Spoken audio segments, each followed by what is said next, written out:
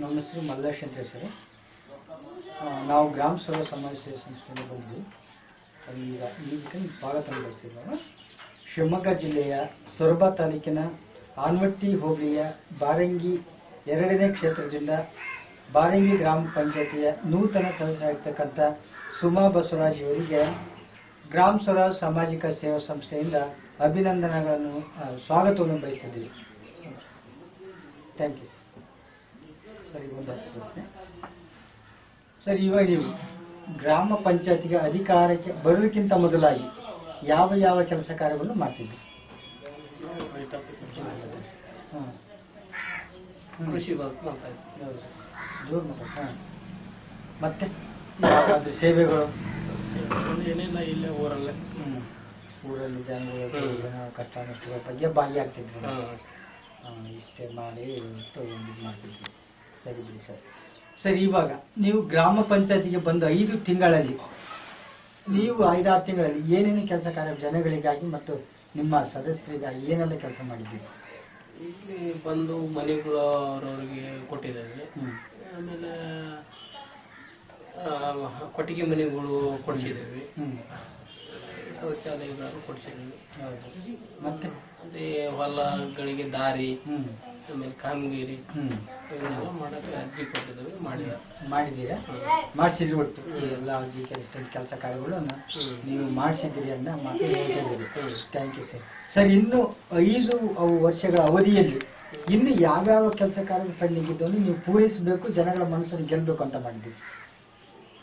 ಇನ್ನು ಮುಂದಿನ ಕೆರೆ ಕಟ್ಟೆಗಳು, ಕಾಮಗಿರಿಗಳು ಅದಾವ. ಆಮೇಲೆ ಇಲ್ಲಿ ಸಿಮೆಂಟಿನ ರೋಡು ಎಲ್ಲ, ಕಾಂಕ್ರೀಟ್ ರೋಡ್ಗಳು, SC/ST ಕಾಲೋನಿಗಳು ಅವೆಲ್ಲ ಮಾಡಕ್ಕೆ ಅರ್ಜಿ ಕೊಟ್ಟೇವೆ. ಕಾಲೋನಿಗಳು ರೋಡ್ ಮಾಡಲಿದೆ, ಕುಡಿಯುವ ನೀರಿನ ವ್ಯವಸ್ಥೆ ಮಾಡಲಿದೆ, ಚರಂಡಿ ಸ್ವಚ್ಛತೆ ಮಾಡಲಿದೆ, ಸುಮಾರು ಕೆಲಸ ಕಾರ್ಯಗಳು ಇದ್ದಾವೆ. ಮತ್ತೆ ಉದ್ಯೋಗ ಖಾತ್ರಿ ಅದರಲ್ಲಿ ಅದೇ ಉದ್ಯೋಗ ಖಾತ್ರಿ ಕೆಲಸದಾಗ್ರೆ ಕೆರೆ ಕಟ್ಟೆಗಳನ್ನೆಲ್ಲ ಮಾಡ್ತಾರೆ. ಹೌದ್ರಾ? ಈಗ ಸುಮಾರು ಮಾಡಿಸಿದ್ದೀರಿ. ಸರಿ ಸರಿ. ಇವಾಗ ನೀವು ಗ್ರಾಮ ಪಂಚಾಯತಿಗೆ ಅಧಿಕಾರಕ್ಕೆ ಬರೋಕ್ಕಿಂತ ಮೊದಲಾಗಿ ಜನಗಳ ಅಭಿಪ್ರಾಯ ಮತ್ತು ರಾಜಕೀಯವರ ಅಭಿಪ್ರಾಯ ನಿಮ್ಮ ಮೇಲೆ ಯಾವ ತರ ಇತ್ತು? ನಿಮ್ಮನ್ನ ಯಾವ ತರ ಇದು ಮಾಡ್ತಿದ್ರು? ರಾಜಕೀಯದಲ್ಲಿ ಸ್ವಲ್ಪ ಮುಖಂಡರಾಗಿ ಕೆಲಸ ಮಾಡ್ತಾ ಇದ್ವಿ. ಹಂಗಾಗಿ ಜನಗಳು ನೀವೇ ಇರ್ರಿ ಅಂತ ಆಯ್ಕೆ ಮಾಡಿದ್ರು. ಜನಗಳ ಅಭಿಪ್ರಾಯದ ಅವ್ರು BT ಸ್ವಚ್ಛ ಗಳಿಸಿದ್ರಿ.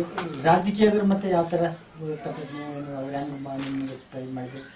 ಈ ರಾಜಕೀಯ ಜನ ಹೊರಗಡೆಯಿಂದ ಅವರೇನಿಲ್ಲ, ಇಲ್ಲಿ ಮುಖಂಡರದಾರಲ್ಲ, ಇವರ ನೀವು ಆಗ್ರಿ ಅಂತ ಒಳ್ಳೆ ಕೆಲಸ ಮಾಡ್ರಿ ಅಂತ. ಹೌದು, ಅವರಿಗೆ ಇಳಿಸಿದ್ದೀರಾ, ಒಳ್ಳೆ ಕೆಲಸ ಮಾಡ್ತೀವಿ, ಮಾಡಿಸ್ಬೋದು ಜನಗಳಿಗೆ ಅಂತ ಒಂದು ಅಭಿಪ್ರಾಯ ಇಟ್ಕೊಂಡು ನಿಮ್ಗೆ ಓಟ್ ಹಾಕ್ಬಿಟ್ಟು ನಿಮ್ಗೆ ಗೆಲ್ಸಿ ಕಳಿಸಿದ್ರು.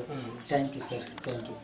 ಸರಿ, ಇವಾಗ ನಿಮಗೆ ಸರ್ಕಾರದಿಂದ ಬರ್ತಕ್ಕಂಥ ಅನುದಾನಗಳು ಈ ಕೆಲಸ ಕಾರ್ಯಗಳನ್ನು ಮಾಡಿ ಪೂರೈಸಿ ಅವರ ಮನಸ್ಸನ್ನು ಗೆಲ್ಲುವುದಕ್ಕೆ ನಿಮಗೆ ಸಾಕಾಗುತ್ತಾ? ಅನುದಾನ ಕಡಿಮೆ ಬರ್ತೈತಿ, ಖರ್ಚು ಹೆಚ್ಚು. ಈಗ ಅದಂಗ ಮಾಡಕ್ ಆಗಲ್ರಿ, ಇನ್ನು ಕೇಳ್ತದೆ. ಇನ್ನು ಬೇಕು ಅಂತ ಎಲ್ಲ ಕೆಲಸ ಕಾರ್ಯಗಳು ಮಾಡಿ ಪೂರೈಸಬೇಕಂದ್ರೆ ಒಂದು ವ್ಯವಸ್ಥೆ ರೀತಿಯಲ್ಲಿ ಕೊಡ್ತೇವೆ ಅಂದ. ಗ್ರಾಮವನ್ನು ಸ್ವಚ್ಛ ಮಾಡ್ಬೇಕು ಅಂತಂದ್ರೆ ಒಂದು ವ್ಯವಸ್ಥೆ ರೀತಿಯಲ್ಲಿ ಮಾಡ್ಬೇಕು ಅಂದ್ರೆ ಹೆಚ್ಚಿನ ಅನುದಾನಗಳು ಬೇಕು.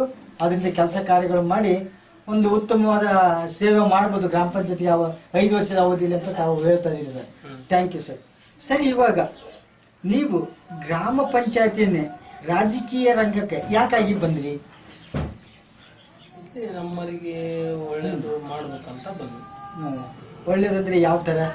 ಮನೆಗಳಾಗ್ಲಿ, ಆಮೇಲೆ ರಸ್ತೆ, ಚರಂಡಿ ಇವನ್ನೆಲ್ಲ ಮಾಡಿಸ್ಬೇಕು. ಒಂದು ಸರ್ಕಾರದ ಸವಲತ್ತುಗಳು ಬಂದಾಗ ಎಲ್ಲ ಜಾತಿಯ ಭೇದ ಭಾವ ಇಲ್ಲದ ಎಲ್ಲ ಜನಾಂಗಕ್ಕೂ ಒಂದು ಉತ್ತಮವಾಗಿ ಸೇವೆ ಮಾಡೋಣ ಅಂತ ಒಂದು ಈ ಗ್ರಾಮ ಪಂಚಾಯತಿಯ ಮೇನ್ ಅಧಿಕಾರ ಇದರಿಂದ ಒಂದು ಉತ್ತಮವಾಗಿರ್ತದೆ ಅನ್ನೋ ಒಂದು ಮನೋಭಾವದಿಂದ ನೀವು ಈಗ ಇದಕ್ಕೆ ಗ್ರಾಮ ಪಂಚಾಯತಿನ ರಾಜಕೀಯ ರಂಗವಾಗಿ ಆಯ್ಕೆ ಮಾಡ್ಕೊಂತ ಮಾತನ್ನು ಹೇಳ್ತಿದ್ದೀರಿ. Thank you sir. ಸರಿ, ಇವಾಗ ನಿಮಗೆ ಸರ್ಕಾರದಿಂದ ಬರ್ತಕ್ಕಂಥ ಈ ಗೌರವಧನ ಅಂತ ಕೊಡ್ತಿದ್ದಾರೆ, ಅದು ನಿಮ್ಗೆ ತೃಪ್ತಿಕರ ಅಂತ ಹೇಳಿ.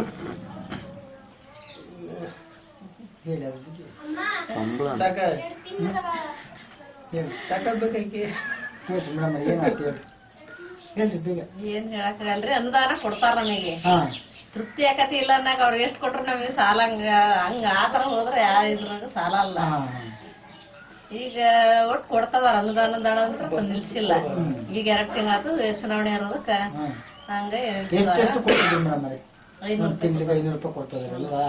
ಸರಿ ಮೇಡಮ್ ಅವರೇ, ಓಕೆ ಮೇಡಮ್. ಈಗ ಕೇರಳ ಮಾದರಿಗೆ ಹೋದಾಗ ನಮ್ಮ ಕರ್ನಾಟಕದ ಪಕ್ಕದ ರಾಜ್ಯ ಅದು, ಅಲ್ಲಿ ಏನಾಗಿದೆ ಅಂತ ಹೇಳಿದ್ರು, ಒಬ್ಬ ಅಧ್ಯಕ್ಷರಿಗೆ 5,000 ರೂಪಾಯಿ, ಉಪಾಧ್ಯಕ್ಷರಿಗೆ 3,000 ರೂಪಾಯಿ, ಮತ್ತೆ ಸದಸ್ಯರಿಗೆ 2,000 ರೂಪಾಯಿ, ಒಂದು ತಿರುಗಾಟಕ್ಕೆ ಕಾರು ಮತ್ತು ಅದಕ್ಕೆ ಬರ್ತಕ್ಕಂಥ ಖರ್ಚು ವೆಚ್ಚ, ಮತ್ತು ನಿಮ್ಮ ಅನಾರೋಗ್ಯ ಏನಾದ್ರು ಆಯ್ತು ಅಂದ್ರೆ ಅದರಿಂದ ಅದಕ್ಕೂ ಕೂಡ ಒಂದು ಆಸ್ಪತ್ರೆ ಖರ್ಚು, ಮತ್ತು ಅನಾಹುತಗಳಾದ್ರೆ 1 ಲಕ್ಷ ಪರಿಹಾರ, ಮತ್ತೆ ನಿಮಗೆ 5 ವರ್ಷ ಅವಧಿಯ ನಂತರ ಒಂದು ನೀವಿರೋ ತನಕ ಒಂದು ಪಿಂಚಣಿ 1000 ರೂಪಾಯಿಯನ್ನು ಕೊಡಬೇಕು ಅಂತ ಹೇಳಿ ಅಲ್ಲಿ ಜಾರಿಯಲ್ಲಿದೆ.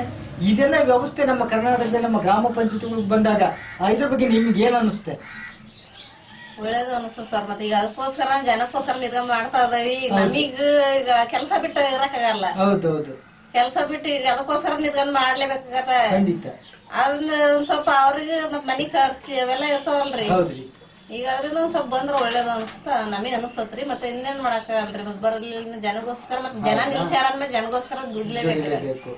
ಒಟ್ಟು ಯಾವ್ದೇ ರೀತಿಲೂ ಒಟ್ಟು ರಾಜಕೀಯ ಮಾಡಬೇಕು, ಬರ್ಲಿ ಬಿಡ್ಲಿ ಅನ್ನೋ ಮಾತು ಅನ್ನೋಕ್ಕಿಂತ ಒಂದು ಬಂದರೆ ನೀವು ಒಬ್ಬ ಗ್ರಾಮ ಪಂಚಾಯತಿಯ ಸದಸ್ಯರಿಗೆ ಒಂದು ಬೆಲೆ ಅನ್ನೋದಿರುತ್ತೆ ಅಲ್ವಾ? ಒಂದು ಕೆಪಾಸಿಟಿ ಅನ್ನೋದಿರುತ್ತೆ, ಒಂದು ಉತ್ತಮ ರಾಜಾಡಳಿತ ಮಾಡಬಹುದು, ಒಂದು ಜನಗಳನ್ನು ಒಂದು ಉತ್ತೇಜನ ಕೊಟ್ಟು ಕೆಲಸ ಕಾರ್ಯಗಳು ಮಾಡುದು. ಯಾಕಂದ್ರೆ ನಮ್ಗೆ ಕೊರತೆ ಇದ್ದ ಕೆಲಸ ನಾವು ಗತಿ ಹೋಗ್ಬಿಡ್ತೀವಿ, ಹಣದ ಸಂಬಳ ನಮ್ಗೆ ಏನೋ ಅದರಿಂದ ಸಂಭಾವನೆ ಇಲ್ಲ ಅಂದ್ರೆ ಅದ್ರ ಬಗ್ಗೆ ನೆಗ್ಲೆಕ್ಟ್ ಆಗುತ್ತೆ.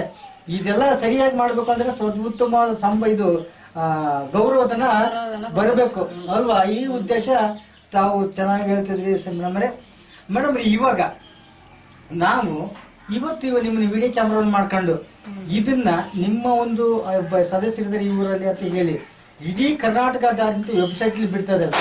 ಇನ್ನು ಒಂದು ಉತ್ತಮ ಸೇವೆ ಮಾಡ್ತಾ ಇದ್ದೀವಿ ನಿಮ್ಮ ಸಲುವಾಗಿನೇ ಗ್ರಾಮ ಮನೆ ಬಂದು ಈ ನಮ್ಮ ಇದಕ್ಕೆ ನಿಮ್ಮ ಒಂದು ಅಭಿಪ್ರಾಯ ಏನು ಹೇಳ್ತೀರಿ? ಯಾವ ಉತ್ತಮ ಆಗಿರ್ತೈತಿ ಇಂಥವೆಲ್ಲ ಕೆಲಸ ಕಾರ್ಯಗಳಾದ್ರೆ ಯಾವ ತರ ನೀವು ವ್ಯಕ್ತಪಡಿಸ್ತೀವಿ? ಮಾಡಿದ್ರೆ ಒಳ್ಳೇದು ಅಲ್ವಾ? ಈ ಎಲ್ಲ ಕೆಲಸ ಕಾರ್ಯಗಳು ಮಾಡಿದ್ರೆ ನಮ್ಮ ಗ್ರಾಮ ಪಂಚಾಯತ್ ಬಂದ್ರೆ ಗ್ರಾಮ ಪಂಚಾಯತ್ ಬೆಲೆ ಇರ್ತೈತಿ, ಮತ್ತೆ ಜನಗಳಿಗೂ ಸದಸ್ಯ ಮೆಂಬರ್ಗೂ ಒಂದು ಉತ್ತಮ ರೀತಿ ಇರ್ತೈತಿ. ಇದೆಲ್ಲ ಮಾಡ್ತೈತಿ ಅಂದ್ರೆ ನಮ್ಮ ಒಂದು ಇದಕ್ಕೆ ನೀವು ಕೈ ಜೋಡಿಸಿ ಒಂದು ಉತ್ತಮ ರೀತಿಯಲ್ಲಿ ಇದು ಮಾಡ್ತೀವಿ ಅನ್ನೋ ಮಾತನ್ನ ತಾವು ಹೇಳ್ತಾ ಇದ್ರಿ ಅಲ್ವಾ? Thank you sir. ಇಲ್ಲಿಯವರೆಗೆ ತಮ್ಮ ಅತ್ಯುನ್ನತವಾದ ಸಮಯವನ್ನು ನಮ್ಮೊಂದಿಗೆ ಹಂಚಿಕೊಂಡಿದ್ದಕ್ಕಾಗಿ ನಮ್ಮ ಗ್ರಾಮ ಸ್ವರ ಸಾಮಾಜಿಕ ಸೇವಾ ಸಂಸ್ಥೆಯಿಂದ ತಮಗೆ ಅಭಿನಂದನಾ ಪತ್ರದೊಂದಿಗೆ ಅಭಿನಂದನೆ ಕೂಡ ಸಲ್ಲಿಸ್ತೀವಿ ಸರ್.